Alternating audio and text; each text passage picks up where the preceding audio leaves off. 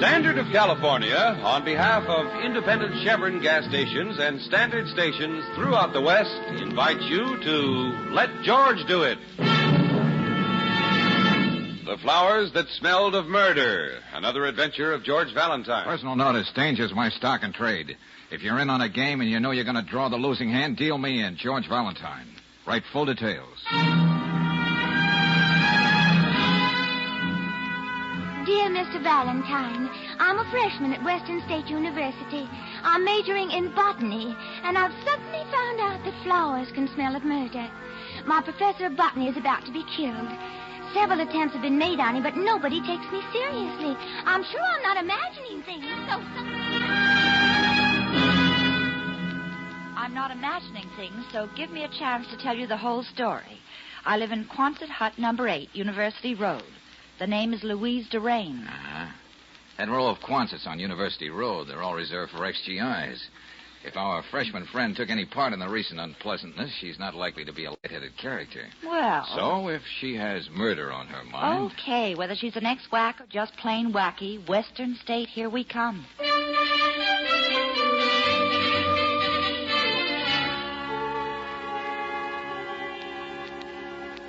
Oh, Louise? Yes, sure she's here. Darling, coming out soon? Oh, I'll be right there, Daddigan. I just got out of the shower. Have a seat, Miss Brooks. Mr. Valentine, she won't be long. Oh, thank you. Louise wrote me quite a letter. She said something about a murder.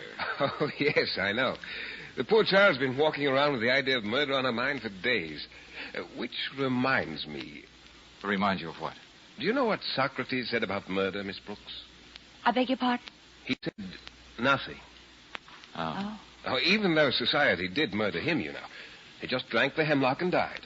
You see, after looking well at the world, the true philosopher decides there's nothing to say.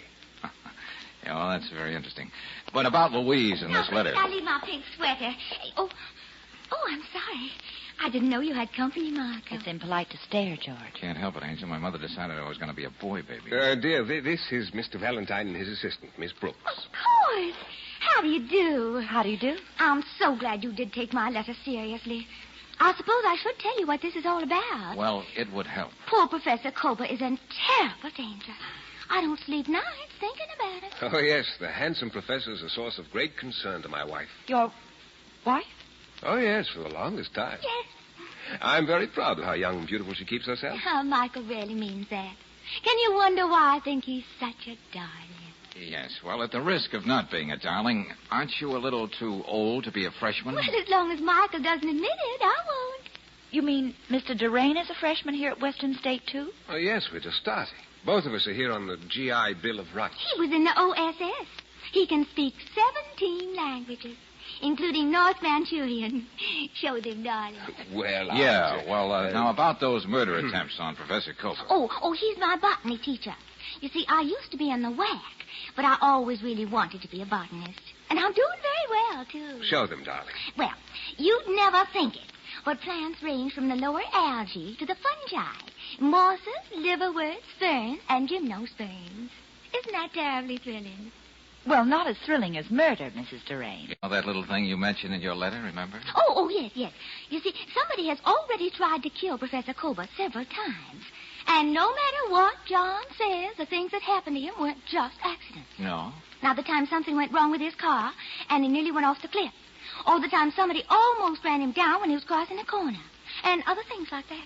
Well, is there any reason why anybody would want to get rid of the good professor? Why, don't you know? John's almost succeeded in crossbreeding a terrestrial orchid with an epiphytic one. It'll be the most beautiful flower ever grown. And for that reason, someone wants to murder him? Of course. He's almost ready to report it to the Botanical Society. It's to be called Papilionaceous Corolla Louise. Think of it, Valentine. Louise, just a freshman majoring in botany, is going to have a flower named for her. Could a man want a greater compliment for his wife? Papilionaceous Corolla Louise as a motive for murder? Brooksy, I think we've got... Oh, you're not taking me seriously either, are you? I'm afraid you're taking botany a little too seriously, Mrs. Durain. Mother, I've got to talk to you. Darling, you might at least close the door. There's a terrible draft. Is this your son? Who are these people? Well, your mother just happened to answer an ad, but we were going to leave anyway. Well, no, why should you? Everybody knows anyway. Knows what, Stephen? All right, I'll qualify it. Everybody knows.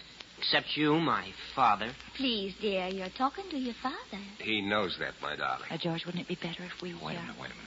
I didn't know there was going to be a double feature. How do you think I feel on the campus when everybody knows I'm a sophomore and my mother and father are freshmen? Well, that is an interesting setup. Tell me, Stephen, do you do your parents' arithmetic for them? This is no kidding. Mother, everybody's saying that you and Professor Kober are that way about each other. They see you everywhere together. No son wants to hear that kind of talk about his mother. Oh, now, wait a minute, son. I'll have you understand your mother's a very attractive woman. Thank you, Michael. Oh, Stephen, I made some of that potato salad you like so much. It's in the refrigerator. Oh, it's no use talking to you two. Oh, Mr. Valentine. We forgot all about Professor Kober. Did we? I thought he was very prominent in the conversation. Now, somebody is trying to kill him. Of course, Michael and Stephen won't believe it, but... But I do. Enough to want to hang around a while and see what this is all about.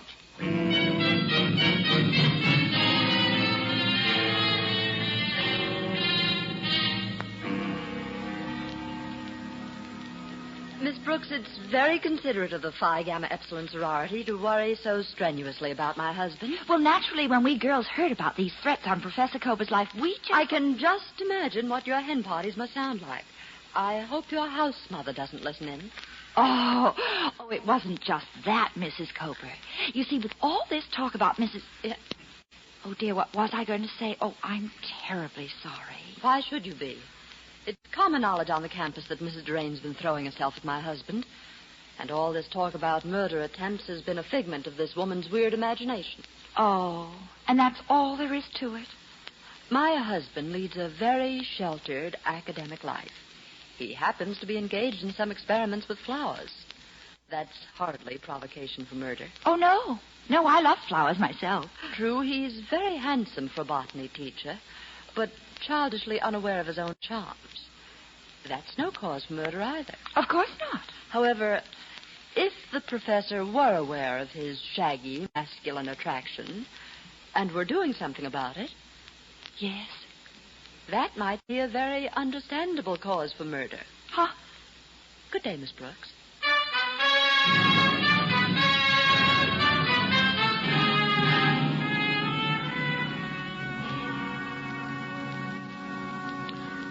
Believe me, Mr. Valentine, these accidents that have been happening to Professor Kober are, well, just that, accidents. Yes, I know what you mean, Professor Bosworth, but I'm more interested in these experiments Kober's working on. And as head of the department and presumably his boss, you ought to be able to give me that information. Of course. But I doubt if it could possibly have much interest for the layman. Professor Kober is merely trying to create a new genus of the orchid family. Uh-huh. Of course, it'll probably win the valuable American Horticultural Prize. A paper will be written on it, and a few thousand botanists throughout the world will thrill over it. And there will be some academic glory for Professor Kober and Western State University. Obviously, you have a great deal of respect for Professor Kober. I have. He's a true genius. I'm merely the head of the botany department. My particular talent is being able to get the money from the trustees so that men like Kober can carry on the experiments and reap the glory. I see. There's only one thing we had any conflict about, Kober and I. Oh, what's that? The name he insists on giving this flower, the Papilionaceous Corolla Louise. Oh, the Louise part bothers you, eh?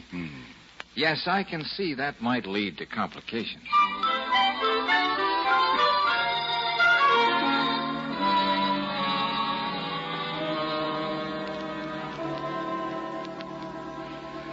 No, Miss Brooks, Mr. Valentine. You're not intruding at all. Any friend of Mrs. DeRane's is always welcome in the greenhouse. Oh, John, I just can't wait till you show them our new flower. No, I can't wait either. I've heard so much about it. Well, this way. I hate to sound like a tourist, Professor Kober, but this greenhouse is more elaborate than any I've ever seen. Yes, isn't it, my dear? The most modern in the world. I designed it myself. And we have different rooms for every type of flower, don't we, John? And no end of gadgets. Louisa's enthusiasm is a constant source of inspiration, but she is right. There is no end of gadgets. I'm afraid only Professor Bosworth and I know where they all are and what they're supposed to do. Yeah, please come in quickly so that I can close the door. Well, yeah, but shouldn't we put on a light? Can't see a thing. Well, you see, we have no light at all in this room. I had it built especially for this experiment. Tell them why, John. It's awfully intriguing. Well, you see, light and cold are the two enemies of the papilionaceous corolla. The slightest fall in temperature would mean their death. That's why we have a thermostatic control. Even that is well hidden in the back. But how did you get to see these beautiful specimens of yours, Professor? Well, you will.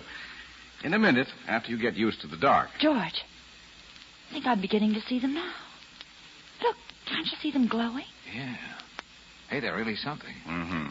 Worth every minute of the 12 years I've spent to get that unearthly perfection and color in the petals. John says of nature, the most beautiful and dangerous things thrive in the darkness. Didn't you say that, John? Well, I didn't put it as romantically as that, Louise. But with these flowers, it does seem that way. And another thing. You have only to touch them, and that glow comes right off on your fingers. And you can't get rid of it for days. Well, that's very interesting. Well, but now I'm afraid we'll have to get to work, Louise. We got that new soil preparation this morning. Let's get on out where it's light. Oh, dear, and I left the seed chart in my car. I'll be right back, John. Oh, hurry, my dear. I have to bring in the flats for those seedlings. Oh, Mr. Valentine, why don't you and Miss Brooks stay and see how we work? Yes, Professor, thanks. That'll be fine. Oh, on the other hand, Brooksy, you stay here. I think I'll give the professor a hand. Okay, George. Here, you don't want to do that all alone. Oh, no need for you to bother, Valentine. Hey, Professor, look out. Get out of the way, Valentine! Oh. That was close. Are you all right? I wouldn't be if you hadn't pushed me out of the way. That boulder was coming straight at us. Yes. Can you stand up? I think so. Oh, just a part of it went over my foot. George, what was I that? think you can see for yourself, Brooksy. Oh, are you all right, John? Yes, quite now, Louise. George, where are you going? Up this hill. See if this is another one of those accidents. Oh, I'll help you inside, John. Wait a minute, darling. Professor Kober nearly got that boulder in the middle of his back. He was bending down over his precious seedlings, a perfect target. It must have fallen from here. Yeah, but it didn't just come loose, Brooksy. Look at this. Property of Western State University. Botanical department. Yeah, the shovel somebody used to spade up the dirt from under that rock. He had to do it to be able to push it down. You mean he or she, don't you? Yeah, Brooksy. What I want to know is, was that boulder meant for the professor or for me?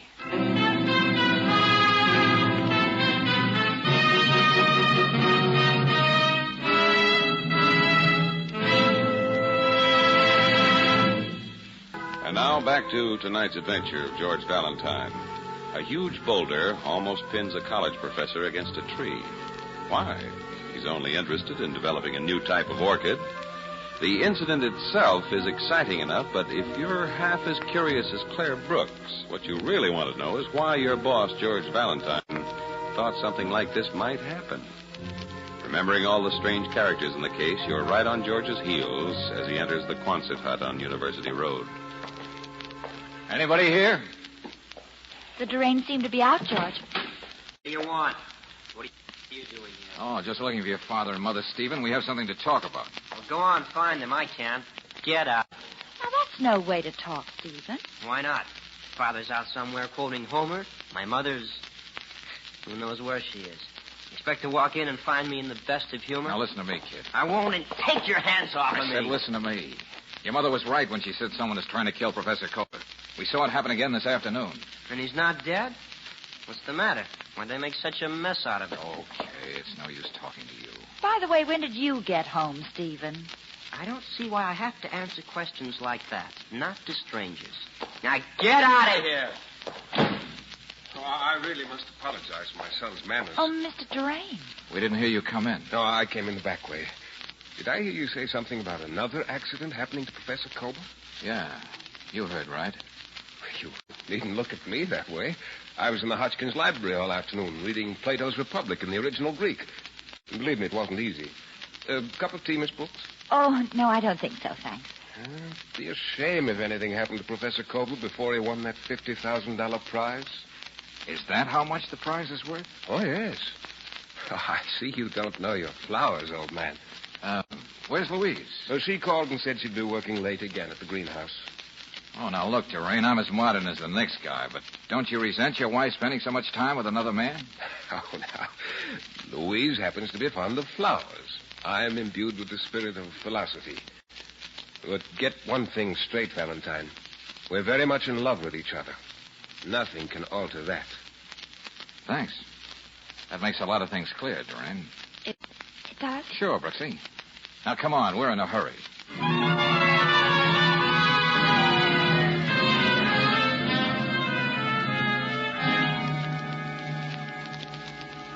Let's have a look in the orchid room, Brooksy. I can't see a thing, George. Give yourself a chance. Remember the flowers that glow in the dark? Professor Kober?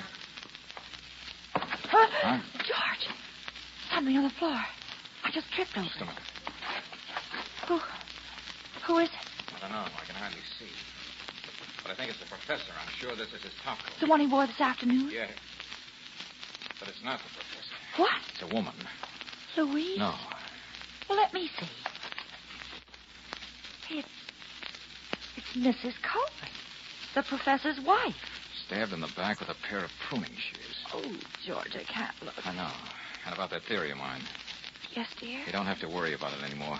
This little piece of mayhem has knocked it all in a cocked hat. Well, where do we go from here? We go to the telephone and call Lieutenant Riley.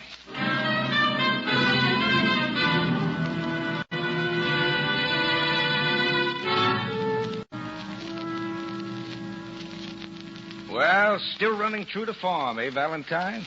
Leave it to you to get murder all mixed up with the professor and flowers that glow in the dark. Oh, the trouble with you, Lieutenant, is that you think murder only happens to Mr. Average Man. Yep, I've got no imagination, Miss Brooks. Oh, I could imagine somebody trying to knock off Professor Cooper where there's a prize of 50 G's lurking in the background, but why his wife? Because she happened to be wearing his coat. You know, somehow, Lieutenant, I hate putting things off until tomorrow morning. If that's supposed to be an aspersion on the efficiency of the homicide squad, it leaves me cold. What do you expect me to do, slap the whole Durain family in the can? No, not that, but... Both the father and the son could have had a gripe against the professor. And if Mrs. Cooper wasn't killed by a mistake, either Louise or the professor could have done it. George, didn't you have a sort of special theory all cooked up before we found Mrs. Cooper? Well, Brooksy, unlike the lieutenant, I wasn't hepped on the jealousy angle. I got here as soon as I could after you called, Valentine. Oh, this is dreadful. Murder's never very wholesome. Oh, Dr. Bosworth, this is Lieutenant Riley of Homicide. How are you? How do you do? When I talked to you before, Valentine, I was convinced that all this was just so much nonsense, but now I see how wrong I've been. Lieutenant. Yes, Doctor? How can we go about keeping this as quiet as possible? You know how squeamish trustees are about bad publicity. Oh, that should be easy, Doctor. Just what do you propose we do? Forget somebody was killed here tonight? Oh, no, of course not. I suppose I'll just have to issue some dignified announcement.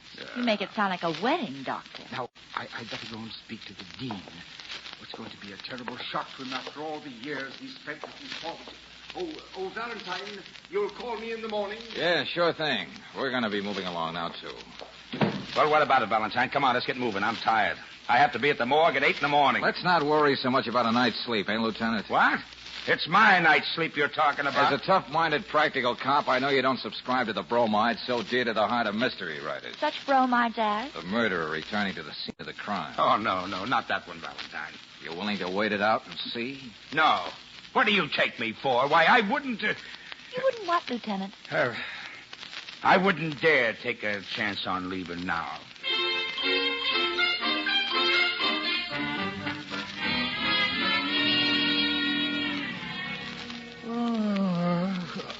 The worst thing about waiting around in the dark is that you can't play gin rummy. Patience, Lieutenant. Yeah. Well, if no one shows, darling, the dawn's going to come up like thunder on someone's very red face. Ooh, you and your subtleties. You know, I was talking to the commissioner the other day. And said boss, why bother about having a homicide squad when one man like George... Hey, what's that? Sounds like it comes from the other end of the greenhouse. This is my day off of pat answers. We'd better go and see.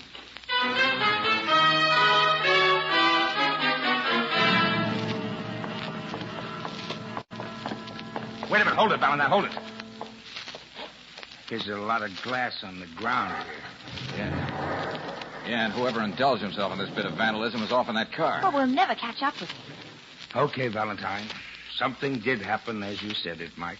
But what was it? The murderer. He came back to smash this thermostat, see? Yeah? But take a chance like that on being caught, George. Just to smash the devil out of this gadget? A very important gadget, Lieutenant. It controls the temperature of the greenhouse. Of course. Professor Cobra's flowers. Yes, and they're dying right now. Brooksy, you and the lieutenant have to keep that from happening. Me? What do I know about flowers? When in doubt, just ask Brooksy.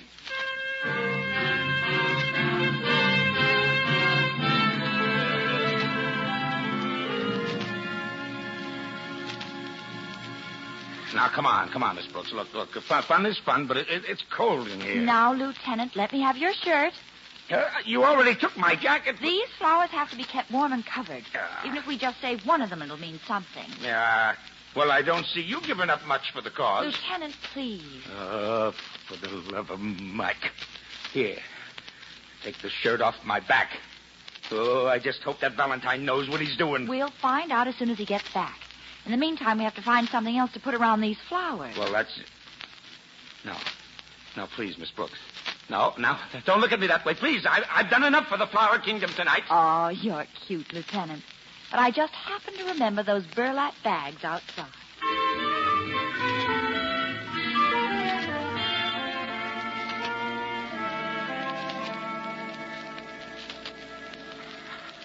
All right, Valentine. We sit here in the dark in the orchid room, and the murderer's going to walk in this door and say, "Here I am, take me downtown." You won't have to say a word, Lieutenant, I hope. Okay, Brooksy, send them in one by one. You can start with Stephen. Well, Stephen, will you come in? Why do we have to go through this? Hasn't my mother caused us enough trouble? You shouldn't be so critical of your mother, son. Now go over there and sit down. Mr. Durain next, Brooksy. If you will, please, Mr. Durain. Isn't this kind of unusual, Valentine? All the darkness? Oh, but of course, as the philosophers have always understood, murder and darkness go together. Sit next to Stephen, will you? I think you can find your way. Yes, thank you. Mrs. Durain next. Valentine, what are you doing? You're not even asking these people any questions. Durain, I'm so worried about Professor Cobra. He hasn't had a wink of sleep all night. Over there, Louise, please. Oh, ye gods. Go right in, please, Professor Cobra. Oh, my flowers. You did manage to keep them alive. Look at them. How they glow. How did you do it, Mr. Valentine? Well, I could tell you, Bud, but I won't. Sit there, Professor Cobra. Oh, Dr. Bosworth, I think you can come in. I believe I know who our murderer is. I certainly hope so. And I have you to thank for the answer, Doctor. Me? Yes, sir. And I want to shake your hand. Of course, but... Hey, look at that guy's hand. The fingers, the way they shine. That's right. Well, what do you know? Look at his hand, John. It's the pollen from our flower. But, Bosworth, that couldn't be. You haven't been here for weeks. Oh, yes, he was. He had to be here when he killed Mrs. Cobra.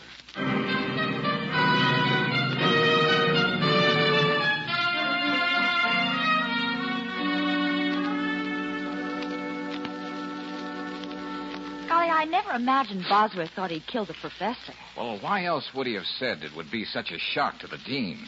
After all the years the old gentleman spent looking forward To the end of those experiments. Yeah, sure. With Cobra gone, Bosworth could finish his work and get all the glory. But first he had to kill those flowers. Then, using Cobra's notes, it would be easy. Mm-hmm.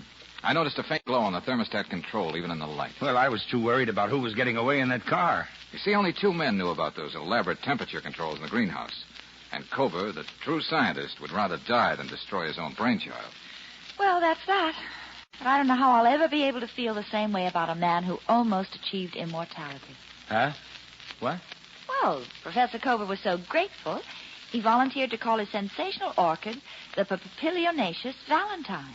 Oh, now, you two, you know I'm not as beautiful as the fair Louise. Well, now, that's That's Got it. gratitude for you. It was my coat and my shirt that kept those flowers alive. Oh, he's right at that, George. All right. From now on, between the 3 of us, it'll be the Papilionaceous Corolla Riley. Oh, gee. Bless you.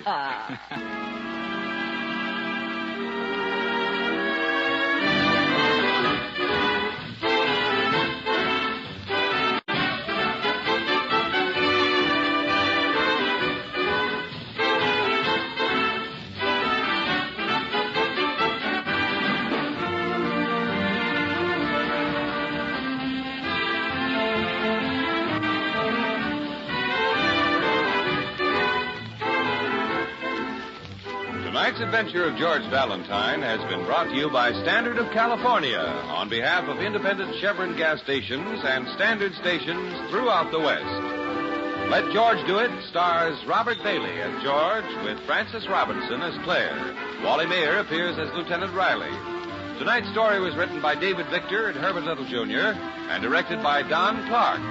Also heard in the cast were Lorene Tuttle as Louise, Jeff Chandler as Michael, Tommy Cook as Stephen, Ted Cornels as Cober, Bay Baker as Lenore, and Herb Rawlinson as Bosworth. The music is composed and conducted by Eddie Dunstetter. Your announcer, John Heaston. Listen again next week, same time, same station, to Let George Do It. This is the Mutual Don Lee Broadcasting System.